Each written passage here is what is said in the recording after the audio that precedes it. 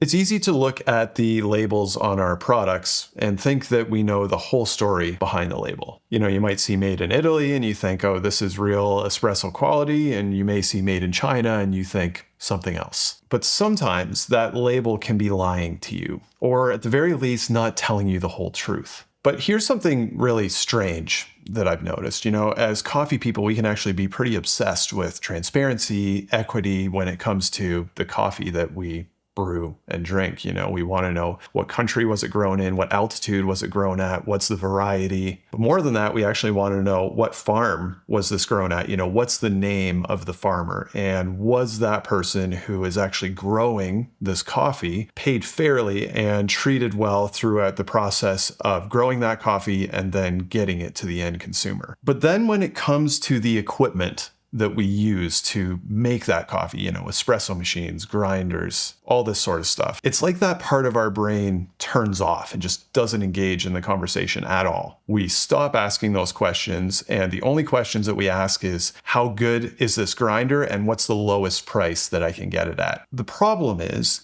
getting that level of transparency when it comes to our equipment is actually a really difficult thing to do. It's not something that the world is used to providing to consumers. We end up being very disconnected from our products, and we usually have no idea actually how the people actually making the stuff that we buy and use are being treated behind the scenes. So what do you actually do if you want to use that part of your brain and start asking those questions when it comes to the equipment that you buy and use to brew your coffee or do anything else for that matter? This is something that Sarah and I are always processing, always trying to figure out how to do this better, both personally and here on the channel. So I wanted to give you a 3-level system for how to start asking these types of questions. And the very obvious starting point for that conversation is on that label, the country of origin. So let's look at some products. And it's actually pretty early that some assumptions actually may even start to break down a little bit. You have some obvious ones, Comandante grinders made in Germany. You have Eureka, La Marzocco, a couple other brands made in Italy. You have Zerno grinders handmade in Chicago. But then you have some heavy hitters, the Niche Zero, Option O grinders, and Malkonig's new X64 SD, all made in China.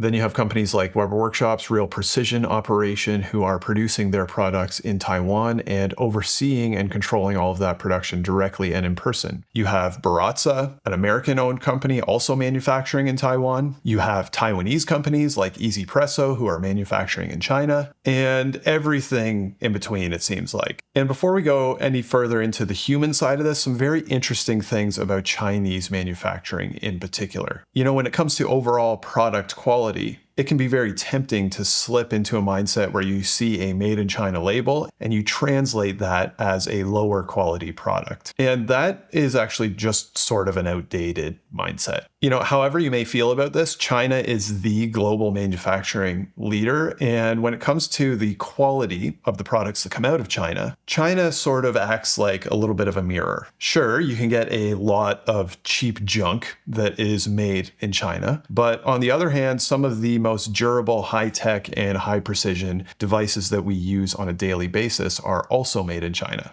China is an expert at making things to the specification of the manufacturer. So if you end up with a product that you're not happy with the quality of that is made in China, the fault is actually very often with the manufacturer who is selling you that product because it's been made to their quality standards. If the standard is too low, the brand can specify that it needs to be higher, usually with some increased costs. So you have all kinds of different companies manufacturing in all different kinds of countries. Here's a real kicker though. A lot of these companies don't have the country of origin for the products that they're selling actually even listed on their website. So you really kind of have to end up digging for this info. And even if you buy a product and you get it and you just even wait to look at the label that's on the bottom of it, if it says made in Germany, made in Italy, that type of thing, it doesn't always mean that the whole product was actually made in that country. Very often major components like a motor or a PCB board, if there's any kind of electronics involved, can be outsourced to another country entirely and then assembled into the main body of the product in, let's say, Italy or Germany or Spain or wherever, and then have a label slapped on it that said this thing was made in such and such, where in reality, large parts of it were not. So level 1 is already starting to get a little shaky here in terms of finding the actual reality, but I'm going to leave some resources down in the description. One of them is something called a labor rights index, and the other one is called a global rights index. Both of these reports are heavily vetted, so you can go digging into all of that if you like. But I'm going to show you some ways that things can actually get pretty muddy here. Let's look at the US and China. Again, I don't love making that comparison, but it's one that gets made all the time, so let's just go with it here. If you just look at the labor rights index, China actually scores quite high, higher maybe than you might expect. In some cases, actually even higher than the US does. And that's because it has some very strong laws on paper around things like wages, work hours, how difficult it is to fire somebody, that type of thing. Whereas the US does take some benchmarks, but they put maybe a little bit more control over some of those things in the hands of the companies themselves. When you look at the global rights index, however, things sort of flip. And the US scores higher than China does. And that's partially because in the US, they have very strong enforcement for the laws that do exist when it comes to labor. And in China, the enforcement of those laws can be a little bit more spotty and context dependent. Couple examples just for the sake of argument, you have a 40-hour work week mandated in China. But it's very common to adopt something called a 996 work culture. And that's basically you work 9 to 9, 12 hours a day, 6 days a week. Also, you can have things like recruitment agencies where people are actually charged a fee to get into certain positions. Independent unions are illegal, that type of thing. Now, does that mean that China has universally poor working conditions for its labor force? Absolutely not. China has some of the best manufacturing globally, and the actual reality is that a lot of this comes down to the culture at the individual factory level. So how do you actually start digging into that? And that's where we get to level 2. Certifications and audits. You may see some labels on packages occasionally, things that say like SA 8000 certified or SMETA certified. Companies may advertise that they are B Corp certified, which actually has labor and environmental components to it. Usually, if you see those certifications or if you see a company talking about those sorts of things, it's a good thing because it means that they are going over and above the bare minimum to ensure good and fair conditions at their factories and in some cases even across their whole supply chain. I'll leave details on the major ones again down there in the description, but these are usually types of third-party audits that somebody will come in, they'll do an audit, you can either pass it or fail, and if you pass, you get the certification. Different ones count for different things. Again, I'll leave info on that down below. They generally all cost money to have done, so if you see it, it means that a company is taking some expense to have this certification. There's just one issue with these types of things. They can sometimes be a little bit of a performance, or some people would even say greenwashing. If Sarah and I are having friends over for dinner, or let's even say shooting a YouTube video, we are going to be doing some house cleaning before that thing happens. These audits are paid for and they're usually booked at specific times. And nobody would do that if they think that they're going to fail. So when a company has this certification or is doing these audits, it tells you what things were like on the day of the audit, but it doesn't necessarily tell you what things were like the next Tuesday, a month after that, or a month after that. So while it's good, like the made in label, it doesn't always give you the whole picture of how a certain thing is actually getting manufactured, which takes us to level 3. And really this level comes down to brand posture. When you ask a company some questions about, their factory, their supply chain, that type of thing, are they passive? Even worse, are they evasive? Or are they happy that you actually asked and proud to share what they're doing? And if you actually start asking these questions, you'll find that there is quite a spectrum of responses that you'll get to these types of things. So I ask these questions to companies quite a bit, and there's 3 that I have found that can be especially helpful for revealing a brand's posture about this stuff. I'll leave these questions down below too. Feel free to copy and paste them into your own emails or DMs if you're curious about this type of thing around a specific product. But the first question is around location and relationship. And I'll ask,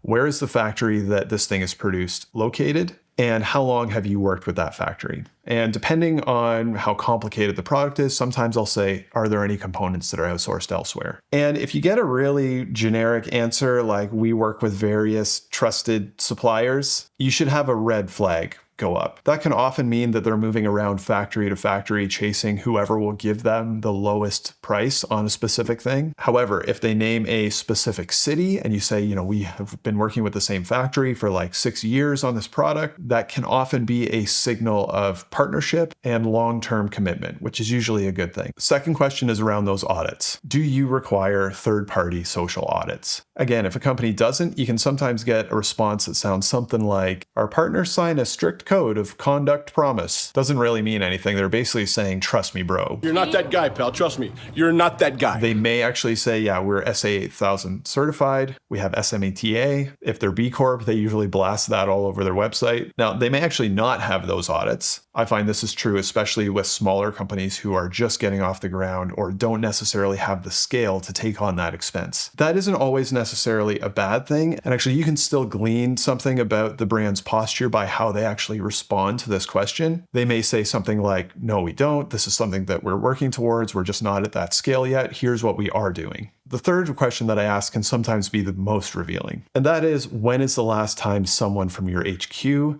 visited the factory? Now, obviously, this is in cases where the manufacturing is done in a different country than the parent company. If somebody hasn't actually visited the factory for even like, let's say, several years, it's a pretty good indicator that the people at HQ are more concerned with managing numbers than they are with ensuring good standards for the workforce. Good companies, the people who are doing the work, are very often at their factories on a very regular basis. They may actually even say, we have somebody there right now. Now, after doing this kind of thing for years and asking this types of questions to a lot of different companies, there is one thing that I have kind of noticed over time. And that is that the companies who are actually doing the good work with this stuff are very proud to share what they're doing. They want to tell you about their manufacturing and the partners that they're working with to manage their whole supply chain, because they put a lot of work into this stuff and a lot of focus, and in many cases actually a lot of expense, if it's something that they care about. Now, none of this discussion actually touches materials. It's something I get asked a lot about as well. You know, what are the materials that are going into these different products? What are the qualities of their metals that are getting used? What is the quality of the plastics that are getting used in these products? If that's something that's important to you, definitely put those questions out there too. And if a company has all this stuff dialed in, they should be able to answer those as well. And this actually gets a little bit touchy, but there actually are other reasons why somebody may choose to avoid buying products made in different geographic regions. You know, some people will say, I don't care how well it's manufactured, how good the product is, I just don't want to buy anything that's made in China. And you have other people who will say, I don't care how good the manufacturing is, I don't care about the quality of the product, I'm not buying anything from the US. Those reasons can actually skew very personal. So I'm going to leave anything that is kind of in that zone in your court. You know, I'm going to keep asking these questions as I'm reviewing the different things that I look at on this channel. And I don't really want to get into the territory where I'm judging, you know, oh, this company is good, this company is bad. I more just want to ask the questions and give you the answers. I think the win is actually when we start putting the same level of thoughtfulness into the actual products that we purchase that make our coffee as we do the beans that we're brewing, not just with our coffee equipment, but with everything else too. I'd love to hear your thoughts on this issue. Again, we're always learning and growing with this stuff. So if I missed something, please drop it down there in the comments. I hope this video was helpful, that your next cup of coffee is fantastic, and we'll see you on the next one.